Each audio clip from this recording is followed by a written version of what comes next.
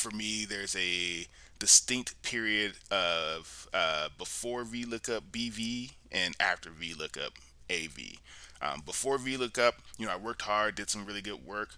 But after I really understood how to use VLOOKUP, everything changed. My entire career could change. The trajectory of my career changed because I was able to now answer different questions, right? So before VLOOKUP, I can answer questions for people within my team, maybe other SEOs on my team, or other like content writers or other specialists on my team. But after VLOOKUP, now the people that I can answer questions for sort of scaled up, right? Now I can answer questions for directors and executives, right? And now that gave me a level of visibility in my career that I didn't have before. So yeah, there's definitely a distinction between before I understood VLOOKUP and after I understood VLOOKUP in my career.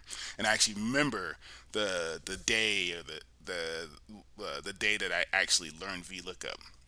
It was actually me and another SEO that I worked with.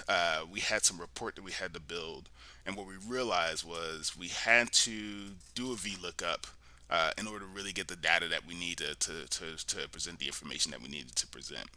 And so we sort of just looked at each other like, let's figure out this VLOOKUP thing, right? Let's figure it out once and for all. We knew it had to be in our tool belt, and we probably used it a couple of times, but we was like, let's take this as an opportunity to really learn it and figure it out.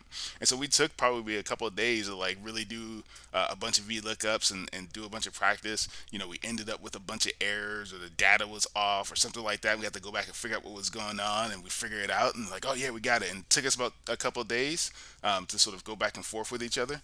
But once we figured it out, we got it, and for sure, everything changed after that. Once we were able to do that and take data and really manipulate it the way we wanted to manipulate it, everything in our careers changed. I think I could say for him and for myself as well.